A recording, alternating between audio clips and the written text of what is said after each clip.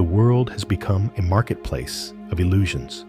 Shiny things for sale, promises for rent, and souls traded for attention. You see people wrapping deceit in glossy paper and calling it business. They sell imitation beauty, imitation success, imitation compassion. They advertise dreams that don't exist and hide the truth under filters, contracts, and fake smiles. In this world of imitation, it seems clever to deceive. Yet every false word spoken plants a seed in the soil of karma, waiting patiently to bloom. Whatever beings there are, each lives according to its own karma, says the Dhammapada, verse 127. In this fake world, everything looks bright from a distance, but up close, it smells of fear. The seller of counterfeit goods may fool others for a while, but cannot fool the law of cause and effect. The greed that drives deceit is already the first punishment, because it empties the heart of peace. You can hide your actions from the law, from neighbors, from the internet, but not from yourself, not from the mirror of karma. The Lankavatara Sutra teaches that the mind itself is the source of both purity and defilement. When you sell fake things, it is not just the product that is false. Your own mind becomes counterfeit too. You begin to believe that deception is survival, that dishonesty is cleverness. But karma does not judge cleverness. It measures intention. The moment greed takes root, you are already paying the price. A seller may say, "You wanted it cheap? You get what you pay for." It sounds practical, even wise. But this is the voice of delusion trying to disguise shame. The truth is, when one harms another's trust, the harm multiplies. The Heart Sutra reminds us, form is emptiness. Emptiness is form. The fake world appears solid, yet it dissolves when the light of truth touches it. The fake product fades, the fake face ages, the fake reputation collapses. But karma remains, silent and exact. There is a secret most people forget. Karma does not punish. It mirrors. It returns to you the vibration of what you give. So if you spread deceit, deceit returns. If you sell lies, life will sell you illusions. And if you live by tricking others, you will spend your days fearing that others will do the same to you. The Majjhima Nikaya, Sutta 61, tells of a father advising his son, if you are to act, speak, or think, examine whether it leads to harm. If it does, abandon it. This is the unseen wisdom missing in our modern chase for profit. We believe that the loss of money is suffering, but the greater loss is the erosion of integrity. Look closely. Fake things shine too brightly. Their light burns the eyes, but not the heart.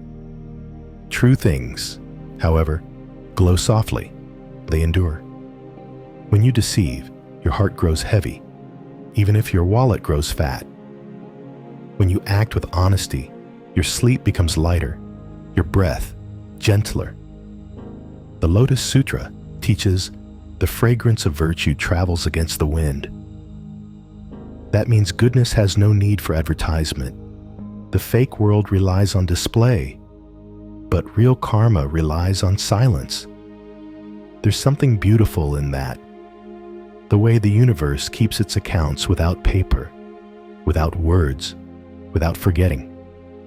Every intention is recorded in the field of consciousness. Every small act, returning change, keeping a promise, refusing to deceive, becomes a seed of peace in the soil of your future. In this world, deception often wears the face of intelligence. But the Buddha once warned, in the Itivuttaka, verse 84, the fool thinks himself wise while performing unwholesome acts. Wisdom is not cunning. It is compassion guided by clarity. When your gain depends on someone else's ignorance, your success carries the weight of sorrow. Karma has no bias. It simply returns balance. The one who sells fake goods today may meet fake friends tomorrow. The one who deceives through words may one day be deceived by their own thoughts. This is not punishment, it is purification. The wheel turns not to destroy, but to awaken. When the fake world collapses, only what is true remains. That is why truth is not a belief, but a refuge. Pause for a moment and ask yourself, how much of what you offer, your work, your words, your smile, is real? Because karma doesn't care about appearances. It listens only to the quiet tone of the heart. The Anguttara Nikaya, Sutta 3.33, reminds us that a pure mind shines even in the darkness.